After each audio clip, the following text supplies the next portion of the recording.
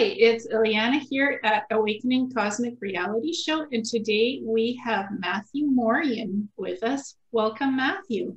Thank you. Thank you. It's an honor. It's an honor to see you. What kind of work do you do? Thank you. Yeah. So the way I would describe it at this stage of the game, and it's kind of always sort of changing, but at this stage of the journey in 2020, my primary mission here on the Earth plane is as what I would call a professional intuitive. Some people call it professional psychic, but I work primarily within the channels of opening up intuitive abilities in the body, along with teaching people how to remove what we lovingly call entity attachments, implantations, all sorts of, non-native energies in the body. And, I'll sort of jump way ahead, and we are discovering it's very, very different than what we were taught. But my primary mission at this stage is helping people figure out what I call the parasitic construct, what other people will call elements of the, quote unquote, spirit realm, or what is essentially, because we can kind of encompass a lot of that stuff within the wavelength of what we call fourth density. Fourth density. Notice I did not say 5D. Everyone that ends up seeing this fourth density. And so what I primarily do at this stage, I think, is activating and opening up fourth density energy channels within the body and helping people learn how that works. So I don't know if that makes sense, but yeah, that's the primary mission. Yeah, I do similar things. I do psychic intuitive work, and I do entity attachment removal as well. So I'm kind of familiar with, maybe we don't do it the same way, but I'm familiar with the concepts of that work. Totally. And I contacted you because we're in the same secret space program group, just observers, I guess, and I moderate a little bit. But you saw some coordinates that I had posted. I did remote viewing of them, and I have names of what I remote viewed and the coordinates, just to be upfront with everybody. And that's published publicly online on my YouTube channel, so it's been made available publicly. So you had a look at those coordinates and you felt emotions. I guess when you looked into the coordinates, you saw things and you felt things based on me and my emotion, not maybe the physical item itself. But so just, I wanted to start with that with you. What did you pick up on the coordinates from your side of it? Yeah, totally. I recall that. And I'll just say again, thank you for kind of reaching out about that. What I think I sort of noticed and was made aware of your work a few years ago. And I think this is going to be kind of a non sequitur before I answer that question. But I just want to say I have really valued the sort of outlook and the sort of bizarre realism. And I say bizarre because the reality of what's going on for many of us is what we would call survivors or experiencers is so much more bizarre than anyone is willing to admit. And I've watched a lot of your work and the things that you've done over the years, and I've noticed that you have kept very true to what you have experienced and what you have believed to be true within your own realm. And I really respect that, because a lot of us have received sort of kickback and sort of negativity from people in the community over the years just by being ourselves, just for being who we were. A lot of us got rejected. And I was also one of those people that had to go through those experiences early on with being, labeled as a fake or a fraud or somebody that was, like, what, that person? And so, I just want to start out by saying I really honor your authenticity, and just that you are continuing to do what you do. And I mean that very sincerely, because I think we both kind of pinged early on. This is going to get weird. We both pinged early on together in a moment with a Barack Obama. You and I had a really quick exchange a few years back where I was like, something wrong with this person. And it was like, you keyed into something I saw in his face so clearly, but I didn't know how to explain it.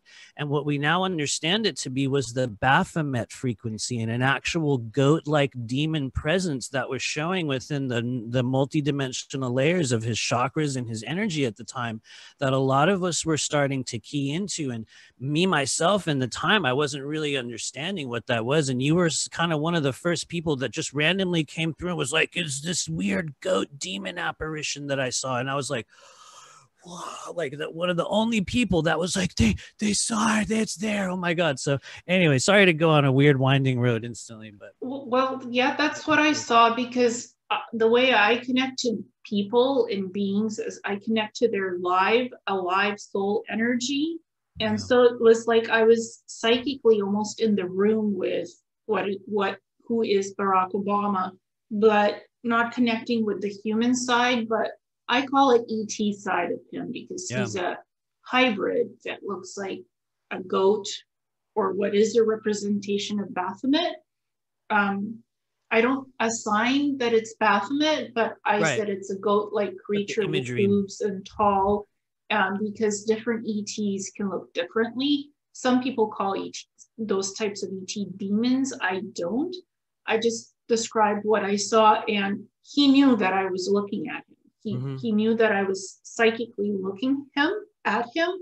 I would say it's kind of remote sensing, remote viewing, not the standard way people do it, but I do it in bilocation, in remote sensing, because I actually connect with that being. So he knew that I was watching him and even scanning his ET side because he can shapeshift. He can just transpose the human aspect of what he looks like. So people don't see the goat being. Right. That he is. He has 2 arms, legs that are hoof-like. So that in kind of like this, I guess, golden skin, dark gold skin, and horns. So, and hoofed feet. So that's what I saw. And I honestly, what I see is what I say. I love it. I've always been like this. Like if I have something to share, I'll honestly say this is what I saw and this is how I describe it from my point of view. And if anybody else sees something similar, they're welcome to share it with me or wherever they want. So we did make that connection. Yeah. No, I love that. Thank you for being real in that sense. I think that's something that like you and I will share, because I will just look at a lot of these people or these transactional energetic things and I'm like, that's just, you just can't really, it's like you can't really go there. You just can't really, you can't really say it. And so I don't know. I honor that realism. But anyway, sorry to go on such a weird non sequitur there. In sort of going back to the original content, I think, of our interaction with respect to, I believe at the time, just, for the sake of the recording here, it was a series of coordinates with base locations and experiences that you had at the time. And I recall upon first looking at it, what I believe was, I would say the first few, or just the first few locations, I believe may have been moon locations or lunar placements. And so the way that it kind of works for me, and I hope I don't, please feel free to interrupt because I'll sort of like go on a weird long rant. So, don't be afraid to be like, hey, wait. But the way that the sort of remote viewing, or what I call the sort of fourth density interfacing process works for me, is what I find is that whenever we focus energy or emotion, or we'll sort of label or put placement into a thing or a number or an item or location, whatever it is through remote viewing, we're coming to the stage in which it's more than just a static location. And what we're finding is that there's this incredibly varied and totally filtered layer of experiential data, emotions, conversations, even, normal day-to-day events that will be layered within whatever that experience is. And so when I first tuned into it, at least from what I can remember now, it felt like experiences that had been catalyzed by extreme frustration or very difficult emotions, but not necessarily emotions of trauma.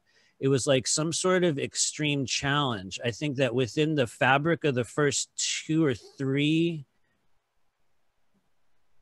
coordinates, there was something that looked like a process in which a person put themselves through a series of almost like self-made alterations or sacrifices to the body or elements of themselves. It was almost like surgeries or like pieces had been taken and removed, but it was something that the individual had chosen to do. And when, at least what comes through in that now, is that it was a series of locations that wouldn't necessarily, and this is where it gets awkward because I think it might, you know, differ from some of the other information. It feels as if the locations that were listed, at least in just the first few things that I looked at, weren't actually necessarily physical placements here in what we would call our 3rd to 4th density realm, meaning that if let's say if you and I were to go to that point over there on the dark side of the moon, I think it was even like a genetics thing or something, like a genetic lab or something was one of the first few ones.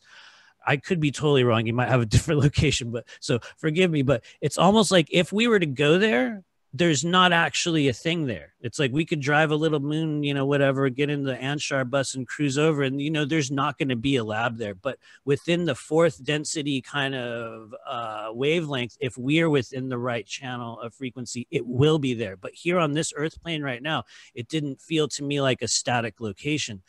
But I also think that's kind of one of the inherent differences in kind of the model of, I would say, energy viewing that I use, is because I think I'm working more with mobilization of our consciousness through the meridians and the chakras, more so than looking at what some people would call like timeline streams or viewable strands of energy. What we're finding is we have the exact same experiences, and places and locations will exist with inside the body. And it might just be a difference in how I view energy, because I think in other, you know, people will be like, yep, there it is, and it looks like this, and it's this building, and it's shaped like this, and, you know, here's a green pod with some, you know, goo in it, or, you know, whatever it is that people will see. For me, it'll be an experiential thing. So I don't know if that answered anything. I'll pause there because I know I'm going on, but well, you're absolutely right. What you sensed, it had been done to me on Mars and the moon, both. I had Neuralink implants put in my brain, what I call nanotechnology, to augment my psychic abilities and even precognition to see events in the future, the past, even to bilocate and teleport just by having coordinates in my brain with these Neuralink implants. Yeah. And I did agree to them, you're right. And that was done on Mars, but I had started off with the moon first. That's where I was taken what I call Lunar Space Operations, and also Dark Fleet Central Command bases. And they're all on the dark side of the moon. There's labs there, there's docking ports, there's mining facilities. And some of it, most of it is shielded by electromagnetic domes. So you don't see the physical item. On the surface, it's mostly underground, and if it's on the surface, it's protected by that electromagnetic dome shielding. So radar, telescopes, nothing can see on the surface. So it's classified as hidden bases and hidden facilities.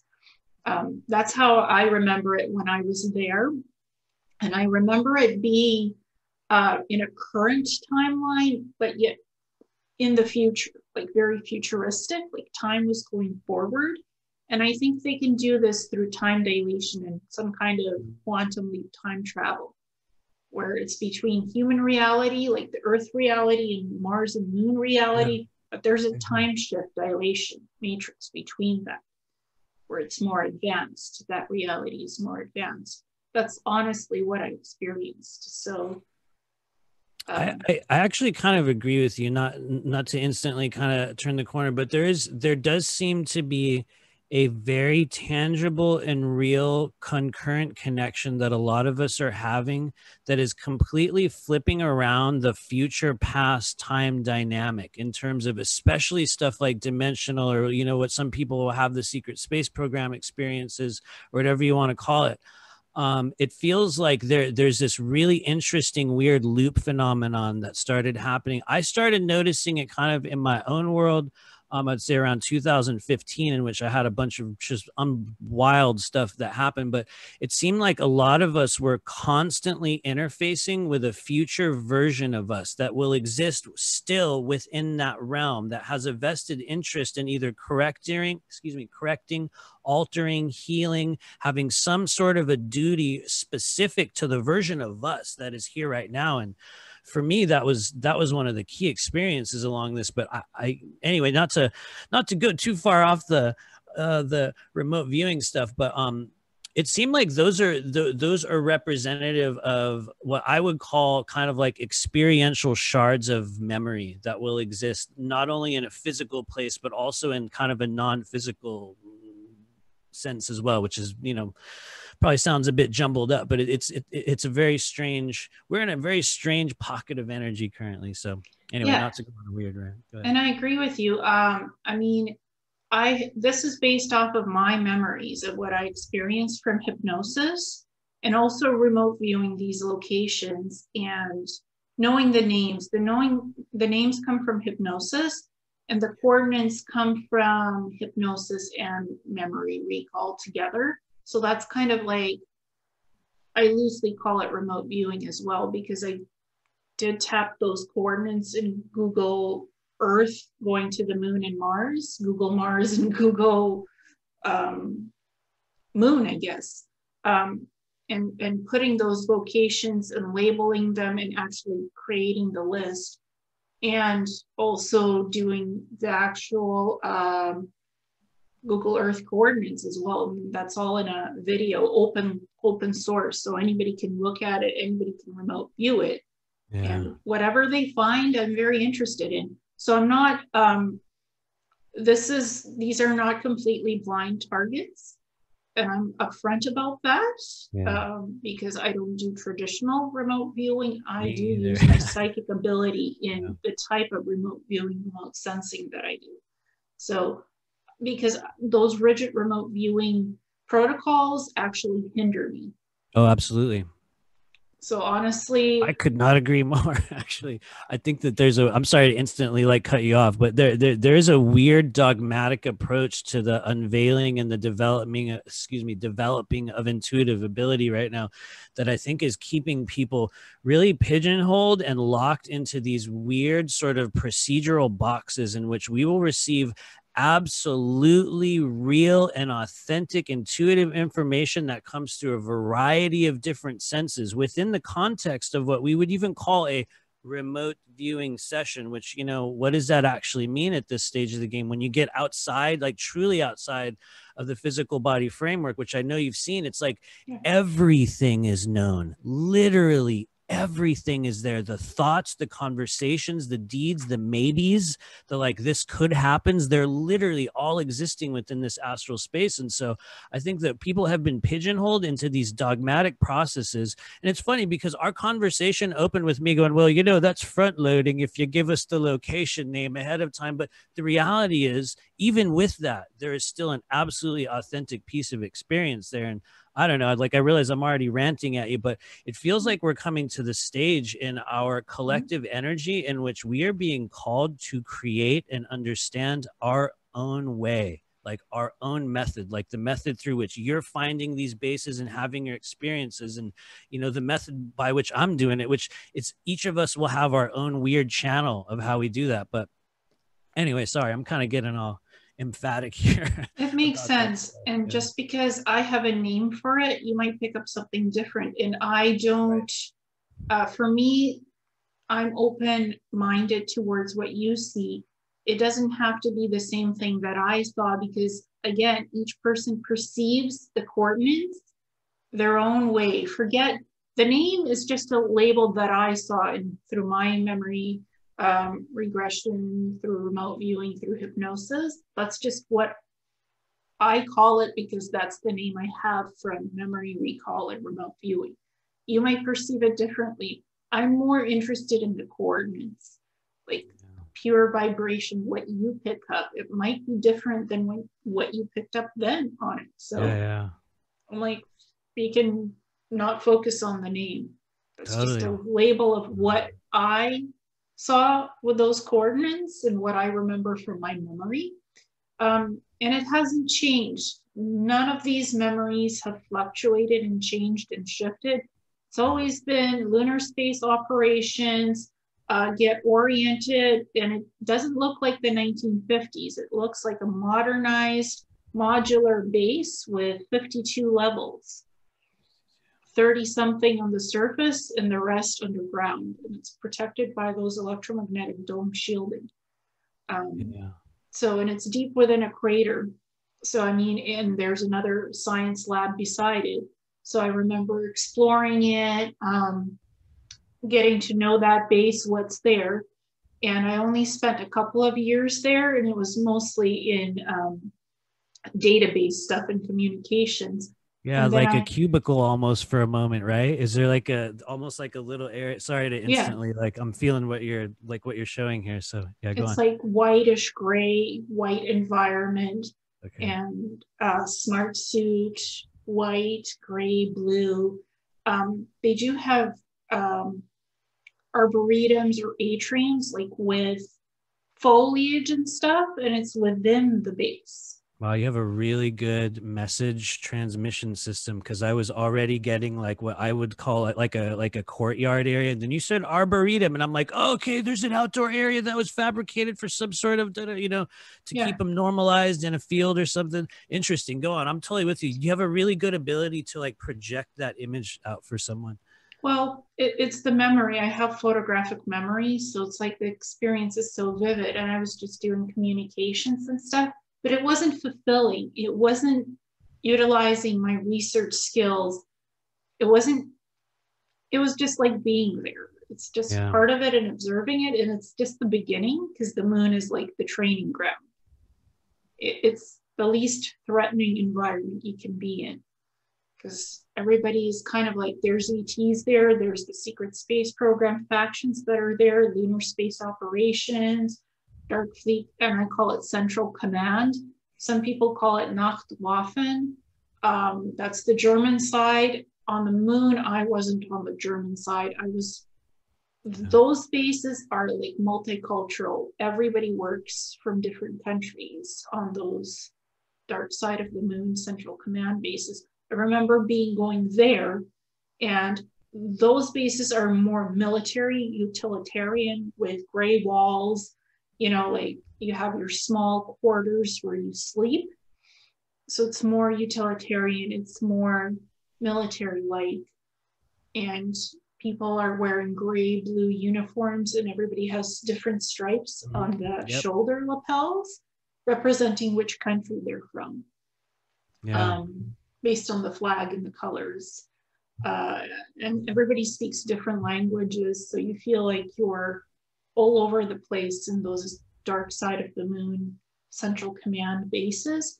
You're not tortured, you're not physically forced to do things, you just do your job. And again, I felt like it was communications, information gathering, knowledge, and just trying to understand these people. And I feel I didn't have the Neuralink implants at that point. I had just an ear device. And I was just like, where am I? What is suddenly going from Lunar Space Operations after a couple of years there to the dark side of the moon, and like experiencing a culture of people and different languages, because in Lunar Space Operations, they spoke English fully. It was more like Canadian, American, SSP assets. And then these other dark side bases in Dark Fleet, it's multicultural. It's from every country. So I felt like, whoa, where am I? Why am I suddenly transferred here? So that's the moon. And there's Mars, where I worked in the cybernetics labs. And again, all of these bases are electromagnetic domed, protected by that. And there's physical bases, and it's metal and it has towers. Some of them have towers, some of them are modular.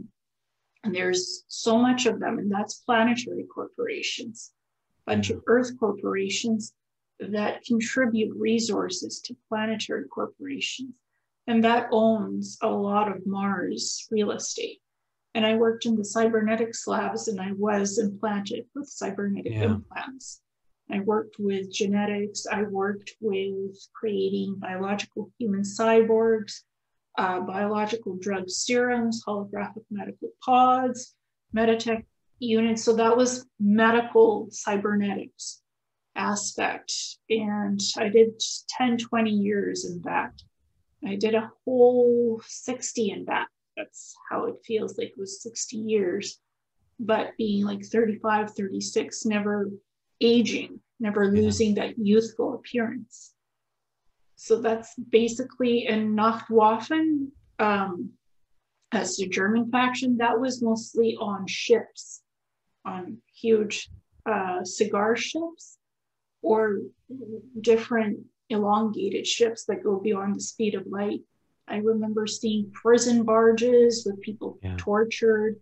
I remember being trained as an assassin, and doing like wet works cleanup and just making people disappear and putting them into these prison barge ships, their limbs being cut off, them being electrocuted. Yeah.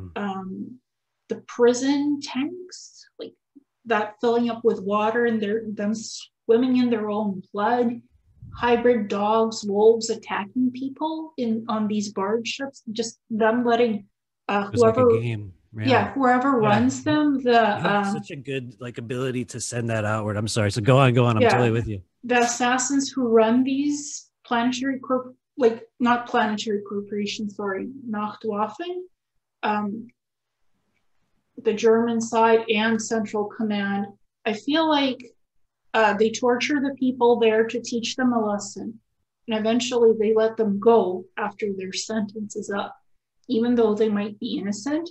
If they think they did something wrong against Nacht Waffen or Central Command, they're placed in these barge ships. And some of the other SSP assets who were in Nacht Waffen say, we're just tortured and thrown into the regen tank, and then we're let go. We're never sent to these planetary barge ships. Where is this from? This is new Nacht Waffen information because it's not typical. And my response was, they have these huge triangular, like Star Wars ships. That's what the planetary large prison ships look like. They're huge. And they have these prisons on these ships because, again, it can't be picked up by radar. It's invisible, it's cloaked, and it can move fast and just hop through warp drive and just move to a different location. So you'll never find these ships. They don't have these prisons on planets because they want it to be untraceable. So the torture can just continue. So that's those memories of Dark Fleet in space, not on any bases or planets. Yeah. And me being on seeing these barge ships, because as an assassin, I would bring people to these prison barge ships and then leave and be on other space-faring vessels traveling in somewhere. I don't have like 100% memory recall because there's so much of it, but that's kind of like the last part of that. And I remember being in Antarctica as well, and deciphering symbols and stuff on ancient builder race relics, I guess, or what I call the Neuralink chairs in Atlantean outposts. And that this all goes back, these outposts go back 2 million years ago. And just researching that, deciphering all of that, and having a kind of like a plasma or crystal sword, because plasma weapons like rifles and guns and then bullet projectiles don't really work well in Antarctica. So you have these swords that's your protection, that's your weapon, because there's hostiles even out there, and it's a hostile environment where these outposts are, and they're away from all the rest of the Earth bases, the research facilities. They're away from that, so it's more remote. I believe that. I've actually spent a lot of time looking at Antarctica. Sorry to instantly just like, bam, throw myself in there. But I actually agree with you when it comes to Antarctica. I feel that there are areas that have the same sort of, it's like a deharmonization or a mirage. It's like an energy bubble effect that has been placed over certain areas down there. And when I would sort of put my energy toward it or close to it, it's almost like a gate, or there's almost like a security system. And I don't know if it's one of those things where there's beings that are watching you going, don't remote view this, but it feels like there are bubbles and habited areas down there, even to this very day, that if us as humans were to just cruise over there and walk up, we would not even be able to perceive it. And it's almost like this frequency shift that will take place. But what it appeared to me was on the other side of that bubble, it was like a very hostile and a very, very different place. So it synchronizes very closely with what you're saying. It's like there's an entirely different, even atmospheric kind of range within there. And it almost seems like a lot of that stuff is even on the surface, which is a very crazy thing to think. How is there an entirely different atmospheric bubble on the surface of Antarctica, and yet it appears as though there is? And so anyway, I just kind of turned the car down a weird road there, but everything you're saying is very well projected out of, all the way down to specific areas on your body that are specifically involved in the recall and the naming, all the way down to where a lot of us will receive the implantation that interacts with the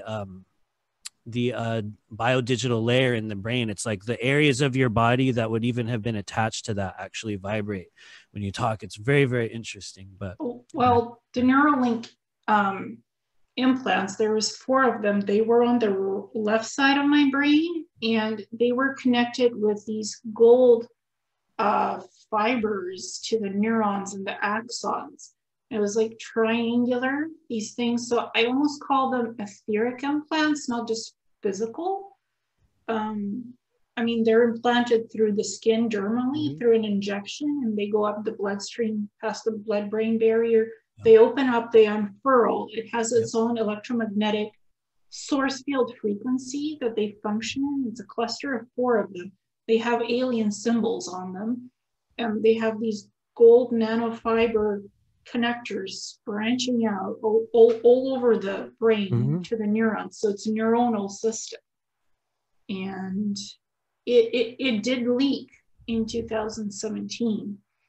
It just malfunctioned because it wasn't maintained properly, because I was disconnected from Planetary Corps. I tried to stop the abductions. I said, no, I don't want to be taken anymore. Because even when they released me, they still kept taking me on and off. And I was honest about that, but I didn't want it anymore. So I'm like, stop. But with that, there's no more maintenance to your implants. And it leaked the nanofiber gold into my brain. And I'm naturally predisposed to migraines. I have hemiplegic migraines. But these migraines were horrendous. It felt like somebody was ripping out the left side of the brain. Was it over there on the left? Yeah. It felt like somebody was literally ripping my brain, and I was losing my memory. Can I ask you a question really quick? Are you familiar with the concept of J seals? No. Okay. So you're kind of describing a J seal, and granted, there are a million different terms. So just because we might not have heard that term, it's irrelevant. But anyway, one of the things that I'm finding within especially the implantation and blockage work that I've been doing, is that there are a series of pre-installed, predetermined genetic blockages that will exist in certain individuals on the Earth plane. They tend to run along the left side of the body. There tends to be between 7 and 13 of these placements in the body. One of the primary ones, or there's actually 3 or 4 that will exist. One of them is to the left of the pineal gland. Another one tends to sit on the left side of the head down here. We get another one over here, sometimes on the right as well. People call it the crown of thorns. We also have one to the left of the heart. We'll have one down in the psoas muscle on the left of the hip. There'll also be key placements along like lymphatic, things like down in our knee and other areas of the body. But you're kind of describing that from an indirect perspective, where we're also finding some of the people that I've worked with that have had the secret space program, or just the very distinct out of body physical interactions. Doesn't always have to be program interaction. is that these are the individuals that tend to have a much larger level of miasmatic energy in there. By miasmatic, I would mean, you know, any form of non-native or built up toxified energy. What we're finding is upon releasing the energy from what I call the JCO architecture, because there's a literal architecture that it corresponds to, which is actually directly, it's like a printout of the Meridian system. And so we find these within the spleen meridian, within the heart meridian, within the urinary bladder meridian, gallbladder, all the areas that respond to trauma, urgency. In certain cases, and I know we're going on a kind of a long run here, but in certain cases, they will literally be holding fragments of crystallized memories and experiences. Check this out, especially the urinary bladder meridian, which on the left side of the body goes right along the left side of the head and goes boom right down here on the left side. And so there's these people that get crazy migraines. They lose the sensation in their shoulders. They get weird mobility issues down in their hips. They start having rapid aging at a certain point. They get to a certain age, say 40s or 50s, and they start developing weird autoimmune symptoms in the body. Oh, yeah, I have Hashimoto's encephalopathy, and I actually have that treated with subcutaneous immunoglobulin therapy, which is other people's human plasma. And I feel like it reverses it, the aging process. I mean, I had a white matter lesion scar in the left side of my brain. Honestly, full disclosure, I psychically removed those implants from my brain. Yeah, totally. I removed it and the migraines lessened. And I mean, I'm more functional than I used to. I am more functional than I was back then because I'd lay in bed. It was so painful. But once these 4 implants I got removed with ET help, Solipsy Raw, they're kind of grays Pleiadians, mixed hybrids. And they do medical psychic surgery. So they gave me instructions how to remove these things from my brain and disconnect the gold fibers, the nanofibers, to remove them from the neurons. And once that was done, then I got better. I still had the autoimmune, the encephalopathy. So I went on the immunoglobulin therapy, and that started to slowly reverse itself. I'm on it for life because I don't want the symptoms to come back. So honestly, but I call that biological drug serums because I remember on Mars being germally injected with different immunoglobulin substances that are synthesized from replicators. So they don't need human blood anymore to do this. Here on Earth, they still do because the technology is not the same. But I would feel wonderful. Every 3 months, I'd get these injections through the skin at the side of the neck. And the autoimmune symptoms would go away. But they didn't allow me to go into the holographic medical pods to permanently cure that because they need you to be attached to these programs. They need you to be vulnerable in some way to continue to do the work. So you get treatments, you get medical assistance, but not to the point where it's cured because they could cure it in a nanosecond, but they don't because they want you to be beholden. So that was on Mars like that. And I mean, I would operate the medical holographic pods, which are like, I guess, elongated literal pods where you get in and it has a plasma field and the glass-like thing closes. Some of it doesn't have glass. The plasma frequency is turned on through holographic technology and it heals the person, and you can program in where you want the plasma to target something like cancer through the holographic tech because you're selecting what you want to cure. You could also do genetic editing with it and remove genetic imperfections or mutations that are disease causing through mutations. Or you can add something in. You can add a disease in if you want. So it's for good and evil. Oh, totally. So I guess from my memories of the biological drug serums in the cybernetic labs on Mars, I'm like, okay, well, why don't you do a medical experiment on yourself? It's not going to harm you to be injected with human plasma. First IVIG, intravenous immunoglobulin, and then subcutaneous under the skin. It's in my stomach. It goes in my stomach. Like, what's the most harmful thing that can happen to you? Nothing. because nothing bad happened to me from those infusions on Mars. So I'm like, well, I have nothing to lose, just try it. And my photographic memory started to come back. My autoimmune system improved to the point where I'm like alert and feeling better. It's not 100%, but it's much better than what it was before. Yeah. So I'll take the win. I'll take it. I'll use my hypnosis memories, extract what I could from it, and use it on myself. I'm not afraid to experiment on this that human makes a lot of body. sense, man. It's actually what I saw of you. I'm sorry to keep like cutting you off, but it's like I wanted to say that while you were doing it, because I was like, when I was tuning into this version of you, or the sort of the lifetime with Mars, it was like literally you injecting, and it was like this thing that you would do, and I don't know like the emotion surrounding it, but it was very much like a deliberate, okay, I'm going to do this, almost like an experiment.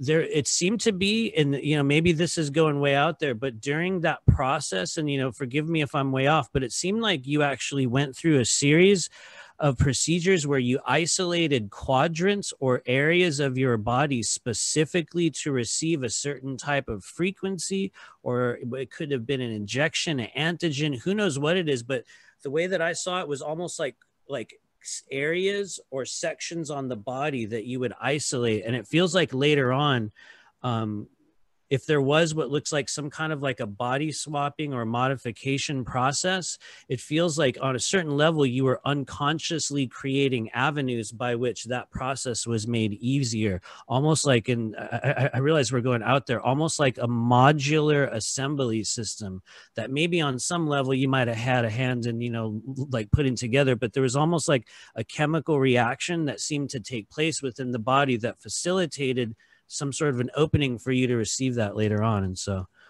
I hope that makes sense. But it does to me, because I mean, I used to like to play around with genetic splice dice, create human hybrids, ET human hybrids on Mars.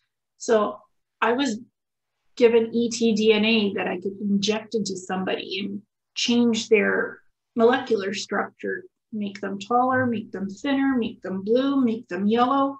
They change their genetics with ET material, genetic material, inject that into the human and change them. And it had been done on me as well, because I was, sometimes ETs don't like human looking beings like us, yellow and pale. They want us to look like them to negotiate stuff. All so right. I would often they don't like the way humans look all the time. No, I feel you. Go on. In order to communicate with them, I had to look like them. The only thing I would request of the cybernetics technicians is that I don't have 4 legs, 4 eyes, 4 hands, that I still have the same 2 arms, 2 legs, 1 head, please. And I wanted my legs. I didn't want a mermaid tail or a long big tail at the back of me.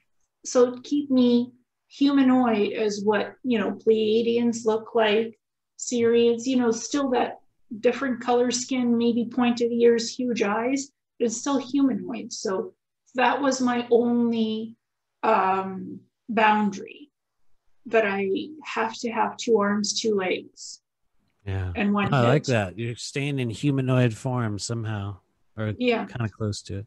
Well, I had blue skin, I had stripes, white stripes, I had white, blue hair, different skin colors. And I don't mind that exotic ET look, not at all. Totally. And I would do negotiations with those types of ETs at the conference centers on those Mars bases, or on some of the, they also have cloaked space platform stations where they go up to do that negotiation. They can't accommodate it on the base for the ETs, because some ETs feel more comfortable on the space stations than on the Mars bases. So sometimes there was accommodation made in the ET environments. The space stations could do that better than the bases, because the bases were primarily for us humanoids. We did work with some I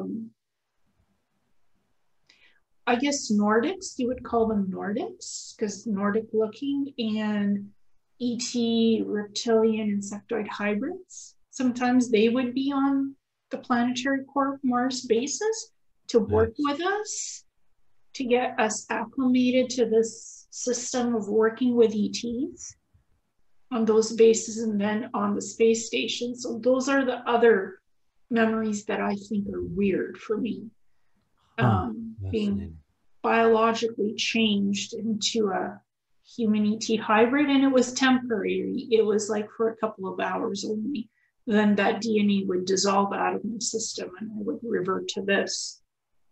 Yeah. So, I have kind of a question, if I may, and maybe this has already been asked and answered, ad nauseum, so forgive me, but do you feel as if some of the, whatever the maladies, whether it be health or emotional or even mental on some level, are the results or residues or kickback from the alteration experiences that you had? Because I had kind of similar timelines where a lot of weird alterations. In my case, it was very like AI kind of like machinery stuff. I think I might have been on a lot of the AI kind of biodigital timelines, but one of my theories is that a lot of the kind of the maladies that we will experience here will be frequency based off of whatever it was that we had been in those other timelines. What's your view on that? Oh, I agree. It is, because I also been abducted by reptilians from age 2 to 10, and they ruined my autoimmune system. They totally like infected it with nanites. So that's the other traumatic thing before the SSP, before the ET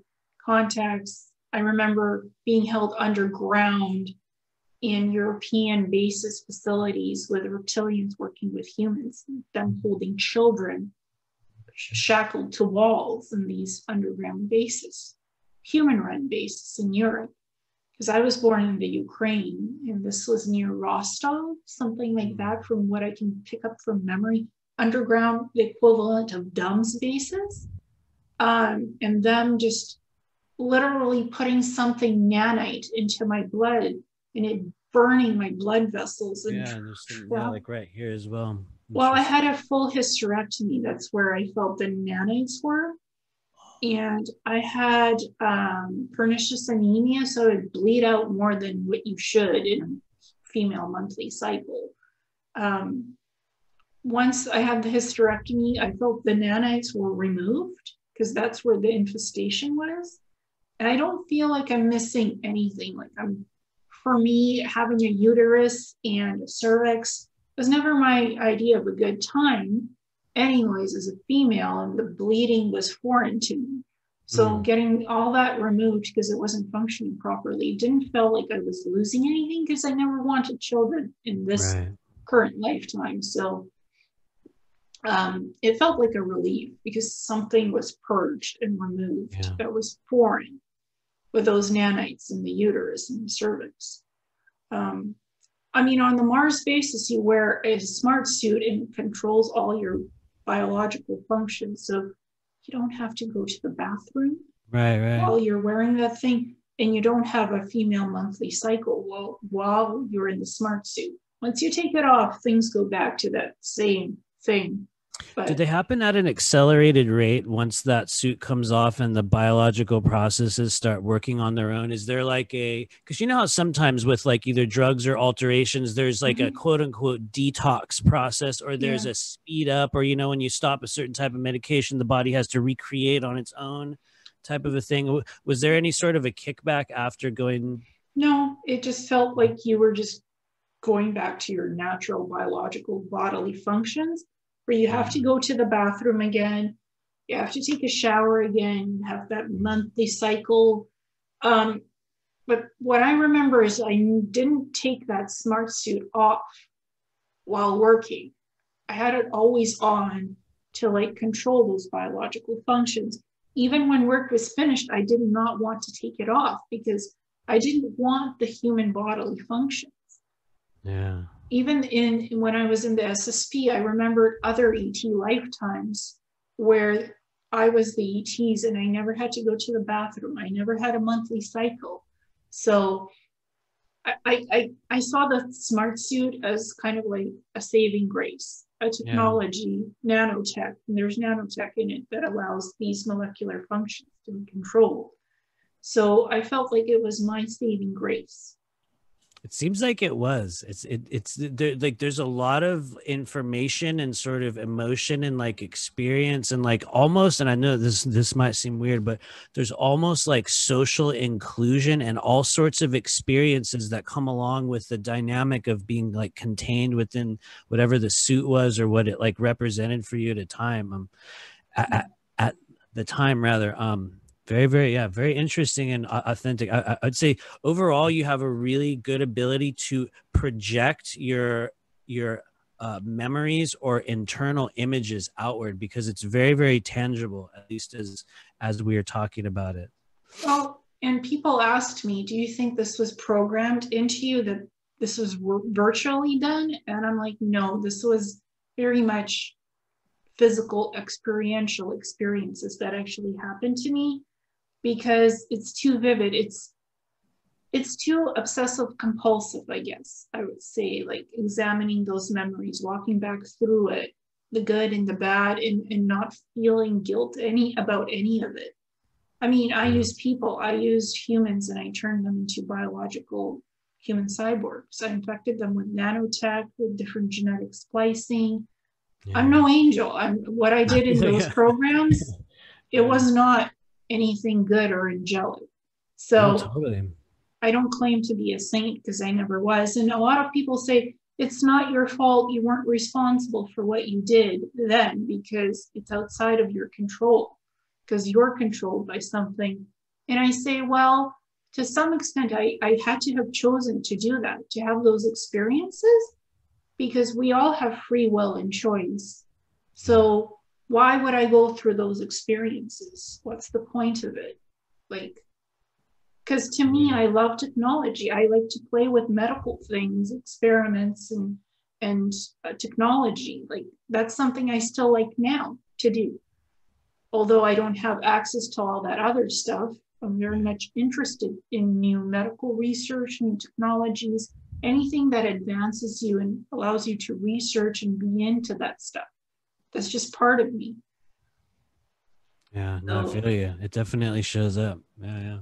It's a habit. It's an obsessive compulsive disorder to get the newest gadgets, to get the latest thing, to experiment with technology, research, knowledge of everything. Like, I feel like I have so much knowledge in my head, even though I don't have the implants anymore. But I would get uploads and downloads of how to do different jobs in those implants. So you're instantly trained how to do things. And I have those memories of that and medical information that I shouldn't have, but I do. Oh, yeah. No, that's very real. There's even areas on your body that you can start working. Sorry to get instantly weird. There's chakra openings and portals on the body that you can start working with right now. I mean, I can feel you interacting with them, but it's called the Bindu chakra or the moon portal right in the back of your head. We're experiencing a collective opening there right now in which these literal past versions of you, concurrent versions of you, ancestral information, these experiences will come back in, and it's like we're getting the frequency of those other versions of us. And it's amazing because you will have the same abilities, you'll have a lot of the same interests, and you'll be working with maybe some similar extensions of technology here. But the wild thing is, and I don't know if you've experienced this, we will also be tasked to work with some of the distortions that we had as that version of ourselves as well. It's like we get all this knowledge and stuff, but then they're also like, well, you know, you were also dealing with X, Y, and Z emotionally or existentially at the time. And it's like, we'll get to deal with bits of that again. It'll show up as well. And I don't know if you've noticed that, but yeah. Sorry, I have. Yeah. Sometimes I have memory lapses of what I did then. I'm like, well, I wish I hadn't done that, but I still own it proudly of what I did. I don't feel guilt about this. I don't feel fear about it. And I don't feel like I want to be part of the SSP club, that this is a club. Some people want to be part of the exclusive SSP club. I say, honestly, if that never happened to you, it would have been great, because you would be normal on Earth. You would be fitting in with everybody else in society. Like, I wouldn't wish this on anybody, what happened to me or others like me that call themselves SSP assets or SSP experiencers. But it did happen. I am what I am, and I own what I am. Totally. No, I love it. I don't repress it. Sometimes I get OCD about it, but I try to live the life that I have here on Earth now, because I know I'm not going back to the SSP. I don't want that. I've told them to get Vamoose, get lost. Not interested. I've had offers from Nacht Waffen and Planetary Corp, but I'm like, nope, I'll just live my life here. I'll do what I'm meant to do on this Earth, because I'm walking on Earth. I'm living on Earth. I choose to be here. So that's what I embrace, the energy of Earth. And all that comes with this, what I am now, and my healing process, and I work on my healing. So I've accepted what I was, and it sort of, I guess I integrated that. So I own it. Oh, it certainly seems like you have. Absolutely. There's like an ownership, and just like there's like a finality that sort of emits from you. That's like, this is where we are at this stage of the game. I don't know. I respect that, but well, thank you. I mean, it's kind of like what you saw in those coordinates, how I felt. And I did have a lot of tech integrated and a lot of frequencies and even biological drought serum. So I've had augmentation and experimentation done on me. That's true. Yeah. That's primarily what my obsession is. What was that? How did it work? What did it do to me to make my health better? Out there on Mars, on the moon, and how can I incorporate some of that in what we have currently on Earth that are equivalents of that stuff up there? So I've done some of that with the immunoglobulin therapy, with the human plasma treatments. I've done it here on Earth, and I still keep doing it. Interesting. Do you still have autoimmune symptoms? Is that a thing that you still experience? Sometimes when I'm stressed, like, I mean, my mom just had a car accident, and half of my car is total. The garage needs repair now. So yeah, I felt very tired, very lethargic, and some of those autoimmune systems. My muscles were jerking yesterday. Oh, that's good to know. How interesting. That's good to know. Yeah. If sorry to instantly like talk over you, but if you want in the future, we can do a clearing on that stuff. You're describing a lot of spleen energy and left side of the body energy, and it can literally, it's like little lights that you can turn back on in your body. And what's wild is the color of our skin will change, your tongue will change, your eyes will change, your energy level will change. Areas on your body where you get weird inflammation, it's like, whoa, that's suddenly like, whoop, it starts to shrink down. It's crazy. It's totally there for you. It's like a little module that you can start working with. But well, I mean, I think the way I like to do it is to show people how it's done. So I think that would be good to do in an openly honest recording session like this. It's absolutely. So people can get to see how you do what you do, and they can come to you for that, like seeing it, how it's done. And I guess it's kind of like a demo of, okay, well, that's how you heal. That's what you do. And then people openly see that, and they're like, oh, I want that too. I trust him. I come to him for that because it works. So if we do that, I'd like to openly record that. Absolutely. All my sessions are recorded. So yeah, absolutely. I mean, you offered me a free clearing before the session. So yes, I did. Yeah, whenever you feel ready. I think if we do that openly like this, for people to see it, would that be a fair exchange? Oh, absolutely. As long as you are okay with that, I am totally cool with it. All of the work that I do is all like recorded and sent over. Yeah, so it's everything's out in the open. But yeah, as long as you're comfortable with that, absolutely. Because you offered this as a free thing. I don't really like to take free things. I like to have a fair exchange value to it somehow. I feel I just energetically you have to get something out of it. So I think it's like a healing demo, so people could see what you do and how that works. And you can post it on your channel, because I think you have your own channel as well, right? I do. I certainly do. The School of Multidimensional Intuition. There you go. And you can post it there. I'll post it on my channel with links to you and your modality, where Do you have a website? Oh yeah, I do. It's rememberyourmission.com. Remember Your Mission. And we're about to do the School of Multidimensional Intuition, but we're primarily on YouTube within that front right now. We also have purchasable courses. There's a few courses that I have up on Vimeo right now. I think I'm going to transition them over to kind of like our own website, so they might go down in the near future. But yeah, we have a bunch of stuff up, like a multidimensional tarot class. I have an intuitive activation and timeline creation. There's like a 7-week process or a 7-session process. We have another one. It's called Negative Energetic Manifestations and What We Can Do About Them, which is a really, really fun one where we get into like implantation and just some of the basics, more so about like mind virus technology, I would say at this point. And yeah, we've had a number of really, really cool stuff. We did a really cool chakra course. And right now we're in the middle of, it's like a meridian clearing and intuitive activation process that we're doing. And so, yeah, there's a bunch of wild stuff on there. I also do the private sessions as well through my website. So, and it's the same website? Yeah, rememberyourmission.com. Awesome, because I like to promote people and collaborate together, because I believe we're not gatekeepers. We share equally in this field, and we should help each other, honestly, to talk about this and to open people up to what's available for healing, for implant removal, for teaching esoterics. Because we're here to help. We're not here to do anything that we shouldn't be doing. We're here on our missions, literally. Absolutely. So I don't know, do you want me to share the coordinates with you again so people could see what you were looking at? Oh yeah, yes, please feel free. Yeah, you can share that on the screen. And so people could see this stuff. Let's check it out. Yeah. Can you see it okay? Yes, I certainly can. Yeah, let's see here.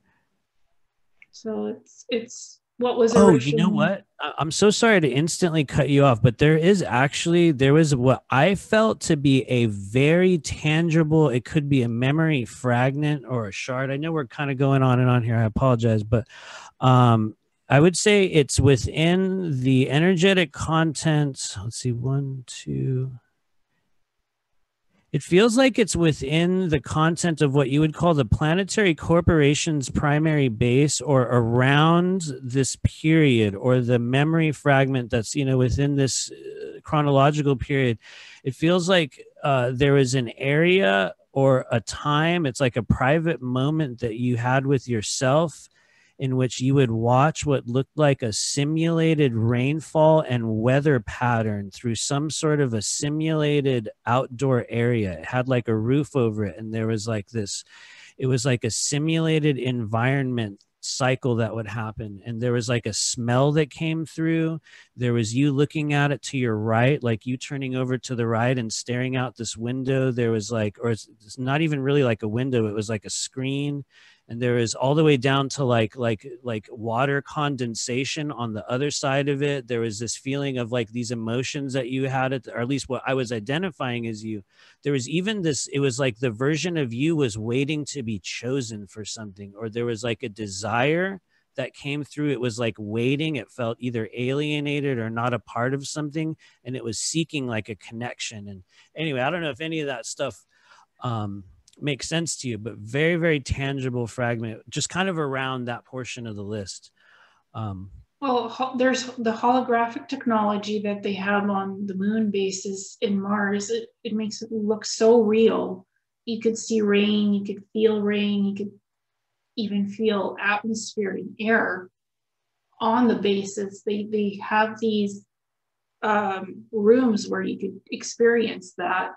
And there's actual atriums and arboretums on some of the Lunar Space Operation bases. Even the Mars bases have these biodomes with forest lakes and parks on the Mars bases and Mars colony cities, because there's more than just bases. So I've experienced having fresh air and going to these places, and I've experienced holographically seeing simulations of that. So I'd say I do resonate with that. Yeah. No, thank you. As always, I always say take whatever fits. I'm not one of those people. It's like, it's exactly this. And over there in the corner, there's this gray ET and it's like 5 feet away from, the side of like what I have learned about viewing that sort of, that, that time stream is that each and every person is going to see it from their own specific angle. And in a lot of cases, it's literally like, I'm looking through the crack in the door and we're looking, oh, and there it is. I see a hand and an arm and a shoulder. And what are they doing? And so it's like each individual has their own specific kind of viewpoint or strand of like relevant information, or in some cases, irrelevant information. But yeah, I mean, I'm open-minded to seeing whatever you see. I'm open to hearing it. I'm not totally biased by this is what I experienced and this is what I felt and that's it. As a psychic and an intuitive, I'm open-minded to the 360-degree angle of experiencing what you see and wanting to know what you see and feel and describing that. To me, that's like new data. That's adding on to the richness of these experiences. It's not limiting in anything. So I don't know. Oh, thank you. Yeah, scroll down a little bit there. I have a few more minutes left here. If you want, sure. we can look at a couple more of these. Sure. Yeah. Okay. So this is the part, actually, this is the first time I'm looking at this, honestly, since we had talked about it like a month ago. So, okay. As we rolled down toward the bottom, when you got down when we go to Planetary Corporations base 1, 2, 3, and 4, or whatever is underneath that, I believe that's the area when I start sort of like tapping into the energy. There's a lot of, it was like memory gaps, possibly some of those experimentations. It's like almost like blocks in a tube where or like in a straw in which you'll be pushing liquid or something through, and there's these big pockets of empty space like air or bubbles. And to me, when I would feel that around an energy or an experience or a coordinate, there could have been a lot of trauma. There could have been a lot of catalyzed experiences. It's almost like on a polygraph where certain elements will sort of spike, and there's big spikes of energy that show up there. I would say if I were to look at like what the specificity of it is, it feels physical. It doesn't feel like an emotional experience. It doesn't feel like some sort of energetic or psychic experience. It feels like physical things that took place. I would go so far as to say injuries, or maybe even some of the reassembly points, if there was like genetic stuff or things that you were doing within your own body or some of that stuff. But I mean, there's more. Very, very, very interesting. There's like, this is a lot of stuff. It's wow. huge. You have a really, really interesting ability to attach experiential data to stuff. I would say just as soon as I look at like 9 and 10, for example, I would say that there's what feels like either an extraterrestrial or an interdimensional experience with physical beings that are it's like very hard cover, like exoskeleton type things. But I would almost go so far as to say beetle like, not reptilian, like almost armored flesh. Plates that would cover the body. Could have been an incursion or some form of, I don't know, negativity or just experimentation involving that. I don't know if it's related to any one of these specific points, the places that you list on your graph, or excuse me, on the, I don't know what word I was searching for there, but one of the things that came through when you were talking about your own genetic alterations, I was shown what looked like either a laboratory or almost like a school environment, like a instructor type of thing. You might have been an instructor, or maybe you were receiving instruction. And what it was these sort of plates or trays in which you guys had like disassembled, it was like body parts or like anatomy of various beings. And there was these rectangular kind of like injection sites where you would test all these little points on this piece of flesh, and it would come up as kind of like it had like this weird texture or something. And it just looked like some of the manner and the methods by which you were testing serums or some form of just like things that you were injecting into the into the subjects there. Some of them might have been alive. I'm literally interesting. We're getting that right now. Some of them might have been alive, but yeah, there was a lot of body parts, ET body parts, human body parts. We were making biological human cyborgs with augmented nanotech. I was experimenting with biological drug serums, ET human hybridization. So genetics, all of that was involved in a lot of these bases. So, and they had a lot of cybernetics labs attached to the bases themselves. So, that's fascinating. yeah. Yeah. Oh, sorry to cut you off there. Only take what fits of this, but even as we're talking about this, there's like, and you know, take it all with a grain of salt, but it feels like there was even an element of something you were working with in yourself, and there was actually places in which you were testing some of that. It feels like one of them was on the inside of your arm, and there was like a series of something that we did here, or that you had kind of placed here, and then you had a similar kind of thing on the inside of the thigh. Good placement mentally, a little bit higher on the inside of your thigh. And it's almost like there's like these spots where things were injected or placed or tested, similar to what you were doing with the body parts and what looked like a lab. And I realize I'm moving away from the mic. I apologize if it's getting quiet, but yeah, really, really interesting information. You have a lot of multi-dimensional stuff going on. Yeah. Fascinating. It's just one huge page of this coordinates. Yeah, no, that's rad. I love it. Thank you for showing this to me again. In the future, if we ever do this again, I would love to hear about those weapons facilities. I'm running a little short on time, but this is the first time I'm seeing that. I'm like, whoa, what was going on there? Well, I mean, if you want, you could tap into it quickly. Feels like mentally projecting. I'll just tell you straight up, this is bizarre. It feels like you were working with a technology in which you were able to project a shape or what looked like almost like an octagon type of imprint on bodies that would, it's not a projectile. It was like a mentally placed shape that would be placed on certain areas of the body, that it's like a timed release. It's like you guys would put it on either a heart or like a lung or a kidney. And it was like a form of technology that would be placed through thought-based psionic transfer rather than like a projectile or a weapon.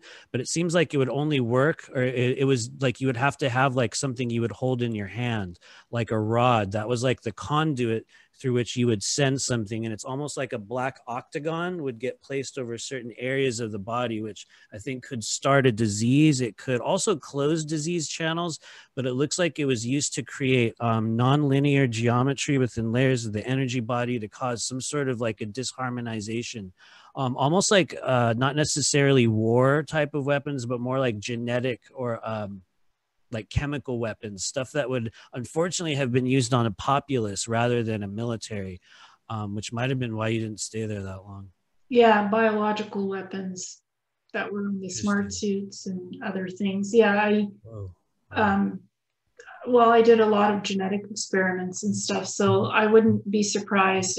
It's interesting what you see. So I'll stop sharing this because I don't want to take up too much of your time. Yeah. So, no, thank you. That's fascinating. I hope some of that stuff makes sense. I apologize. I realize I just talked over you again. It totally makes sense. I like what you're saying because I want to hear what you're saying, like what you're picking up, because I'm already, like you said, front loaded and back loaded with my memories and experiences. So I never mind hearing information that comes from psychics, intuitives, whatever comes in, I'm open to listening to it. I'm not one of those people that judges what you see or what you tell me. I'm open-minded because I'm always curious what others pick up. It's like, it's fascinating to me, like, because I do a lot of healing and psychic stuff as well. I'm always open-minded to what I pick up on other people and why they've had their experiences. It's for a reason. So hearing you describe all these things, some of it is very new to me that I've never heard before, like these weapons testing facilities, the rain, that stuff, the injections in the arms and the legs and the body parts. I knew I worked with body parts, but to this specific degree, some of it is very new info. No, that's why I'm like, only take what fits. I'm like kind of weird and like, I'll give you exactly what shows up. We don't, Yeah, and I ask for honesty. Whatever you see, just honestly tell me.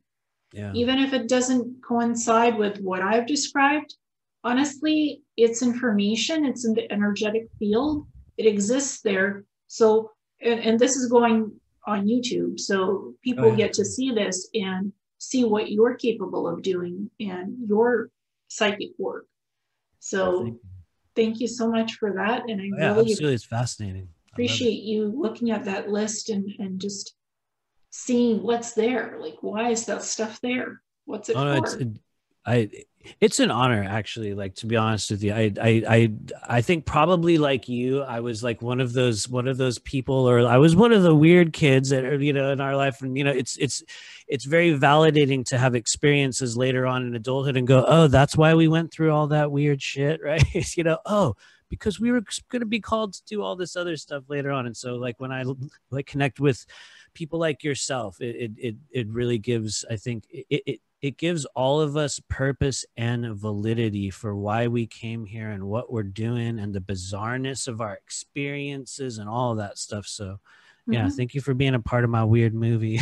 Oh, well, thank you for going over this again, because you told me honestly how you see this. You see it from the person's feelings, emotions, experiences. You don't necessarily see it from the physical locations of the coordinates. And I'm like, I want to explore that aspect of how you see this, because we shall do it again. Yeah, I see it very much from my experiences and my physicality of being in these places and time dilation and time travel. But what you see is important to me and what people will hear about this. So I'll post it and people will get to see it because it's important to dive in what you see and why you see it psychically. Thank you. Yeah, it's truly an honor. I appreciate you. Well, thank you so much, Matthew. Absolutely. I appreciate you taking the time to look at these things again. And this came from the SSP group, and you looked at it out of your own curiosity. And then I'm like, I saw that you did that. I'm like, well, let's explore it here if he's willing. Totally. Well, yeah, thank you. Thank you for inviting me, and we'll totally do this again. So stay in touch whenever you're ready. I will. Thank you so much and have a good day. Absolutely. Take care. Bye.